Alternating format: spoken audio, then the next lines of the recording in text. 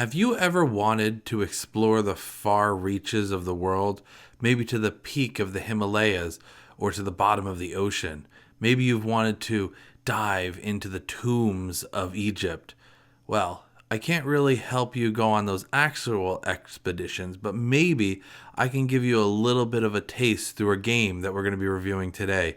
If you ever wanted to have adventures like Indiana Jones and find ancient artifacts and visit exotic locations, this is the perfect game for you, because today on Joker Reviews, we're going to be reviewing Lost Cities. The theming behind Lost Cities is that you are two teams of rival archaeologists trying to lead an expedition to the far corners of the world. But those expeditions are going to cost you. Make sure that you make the right investments so that you can come out on top with the highest score. Setup is super easy. You just unfold the board here, you shuffle the 60 playing cards, and you deal each player 8 of those playing cards. Gameplay is also really simple. You're going to just look at your cards and you're going to play them on the corresponding expedition squares or on your side of them. So your goal is to acquire the highest number at the end so you can subtract your cost, which is going to be 20 points taken off of each expedition.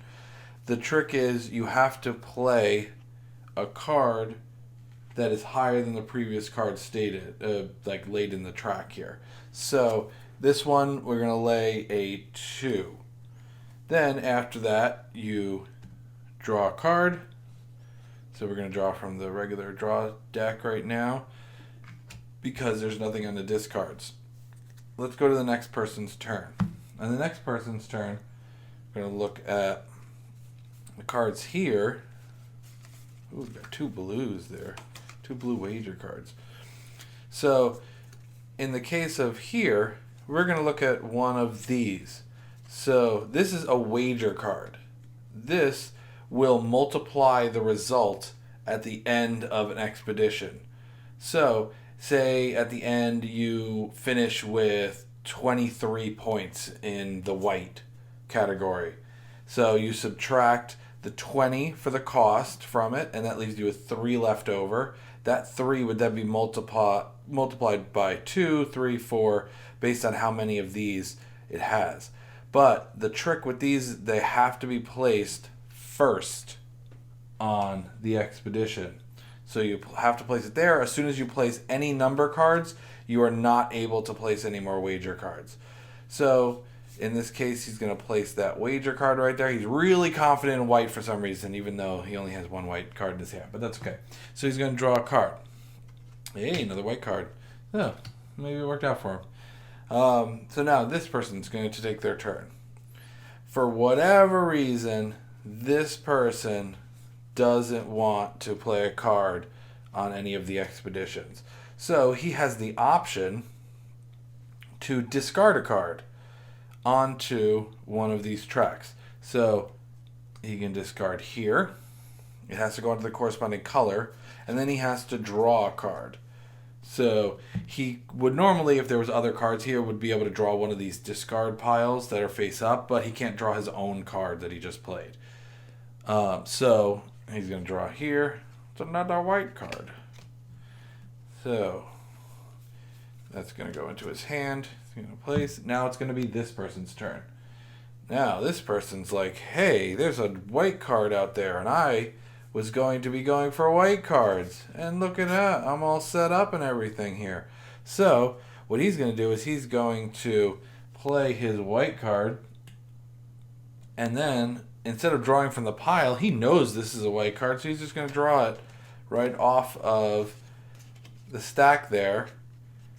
And that's his turn.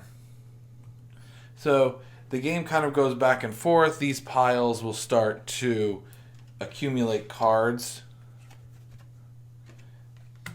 And throughout the thing, as people discard piles, these are all yellows in a row.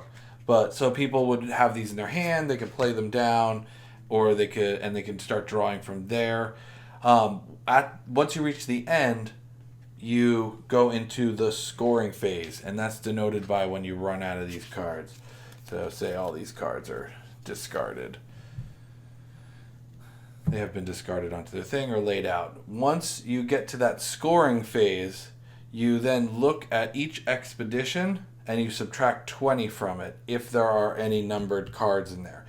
In this case, this is not what the board would look like at the end, but here we can actually make it look a little bit more realistic. So there we go. There we go.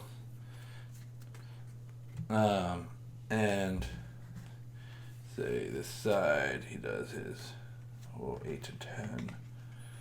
And he does his 3 and 10. Does a 9.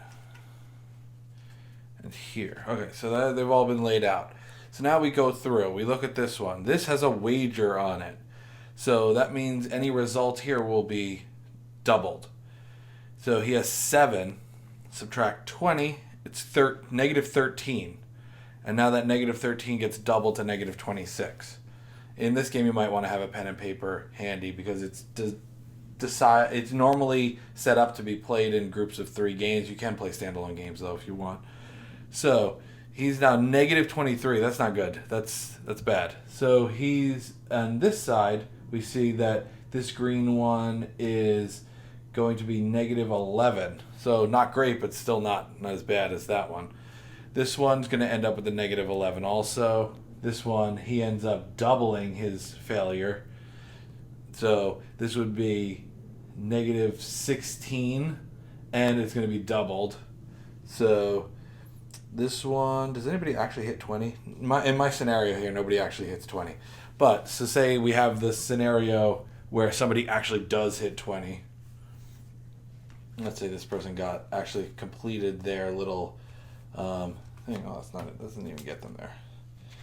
So, say it's like this.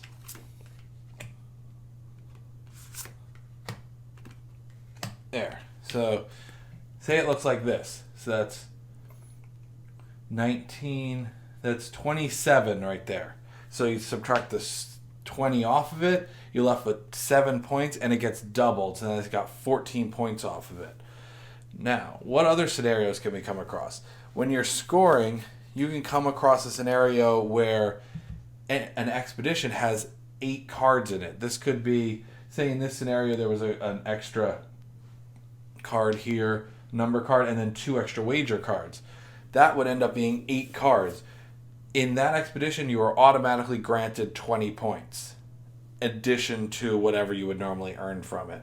So that's kind of what you're aiming for. If you can get an 8-card expedition, that's amazing because it kind of covers your cost and then it's all gravy after that. So that's pretty much how the game works, how you tally the scores. And like I said, normally you would do this in groups of 3 and you'd record the final score, and then by the end of 3 games, you would determine who the overall most successful archaeologist is. So now that you know kind of how Lost City plays, let me get into my final thoughts on the game and the pros and cons. I will lead off with the cons. I don't think there's a ton to do in the game outside of the wager system. The wager system is really the only way you can kind of tactically play with the game. I am a person who really likes 2-player games, and I'm a person who also really likes the 2-player series that KOSMOS is putting out. I really appreciate all of those games. I'm a big fan of Kahuna, and this is a game that kind of reminds me of Shot and Totten, except with less variability to it to a degree. I do appreciate that there's a little bit of the being able to discard cards and then your opponent being able to just pick those cards right back up. That's kind of like what you play in when you're playing rummy or gin rummy, and you would draw a card and you're like, no, I'm going to discard this card, and then your opponent picks it right up and you're like, oh no, I helped them. That's a little bit of what you get from this game. I used to play rummy all the time with my grandfather, and that's always kind of the sense that I get whenever I discard a card and then the person immediately next turn draws that card. I'm like, oh, I contributed to my own downfall. But I do appreciate what you can do with the wager system. It's it's kind of hard to play with it unless you have a really good hand. Like, you off the bat, you have a good hand, you can kind of see which colors you're going to do really well in. You're going to get bitten by the wager system a couple of times where I'm sure I'm going to win this one, and then you just don't end up with the right cards, and somehow you end up going into the negative on it. But then you have those really good ones where you play 3 wager cards on one thing, and you make up to the 8, and you get a nice bonus on it that your score can go through the roof. It's a typical kind of card playing. I appreciate the artwork.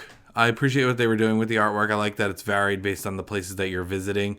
So they're different colors, there's different artwork, and I do like that. The board is well made. It doesn't take up very much space. That's a big thing about the KOSMOS games, is you can literally play these things on like a folding table, like a little TV tray table, or like on the corner of a desk that you have cleared off. This one's a little bit less table friendly than Kahuna is, but this one, it's still a thin board. You don't really require a lot of space.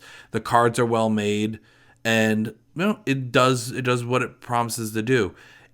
I like, there's other 2-player games that I like more than this, but I'm not going to say it's a bad game because of that. I do think that they would benefit from a little bit more interaction with the game outside of just laying the wager cards and playing the number cards, like maybe some kind of action cards or tactic cards or some extra way of being able to interact with the game that's outside of the typical mechanic.